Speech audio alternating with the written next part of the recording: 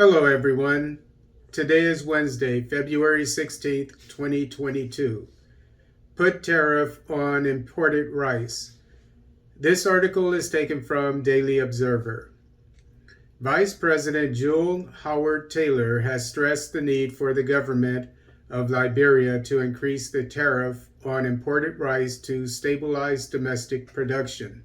She said that farmers are not making much profit from locally cultivated rice due to the high production cost, which leads to the increase in the price of the commodity, causing it to be unaffordable. According to her, once the tariff is increased on imported rice and the government ensures more subsidies to local farmers, the price of rice will drop to enable smallholder farmers to make more money. She spoke recently during the launch of the Liberia Feed Rice Business Harvest in Painesville, an event organized by the Community of Hope Agriculture Project, CHAP, a local non-governmental organization. The event was attended by some distinguished personalities, including former President Ellen Johnson Sirleaf, officials of the Ministry of Agriculture, and the Land Authority, as well as the resident representative of UNDP Liberia and others. But while the proposal of the Liberian vice president may help the sector, it runs contrary to the vision of President George M. Weah to make imported rice affordable for most Liberians.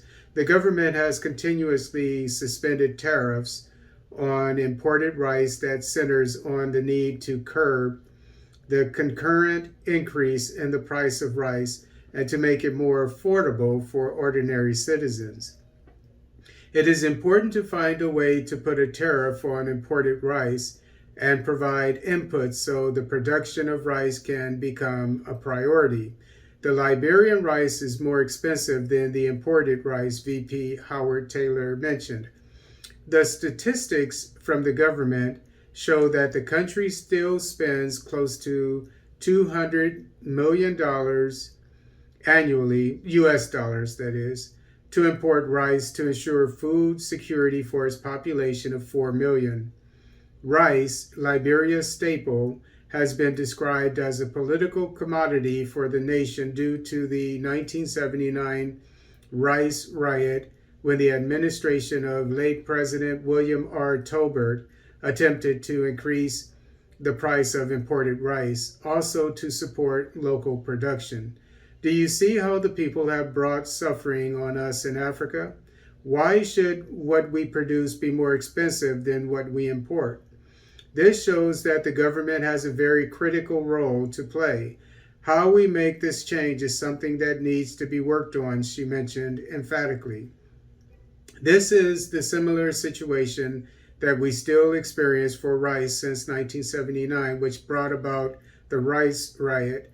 There was gossip around during such time that rice could be sold for $10 US, but when it did not happen, it brought about the conflict. We are still in that situation, she added. She told this newspaper in an exclusive interview that though the government has not allotted enough money in the national budget for agriculture, with the help of international partners, there is more money to support the sector. We have attracted $73 million United States dollars from international partners to support agriculture. The government has not increased the budget for agriculture due to competing national priorities, she explained. In this situation, I think agriculture is the most important thing, because if you don't eat, then you can't live.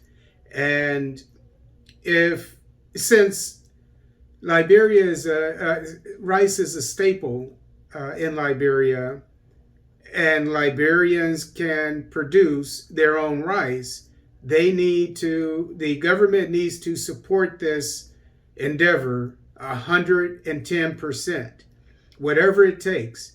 If it takes what the U.S. government does, by giving subsidies to these farmers so that they can sell their produce at a reasonable price, an affordable price to the citizens, to the consumers, then so be it.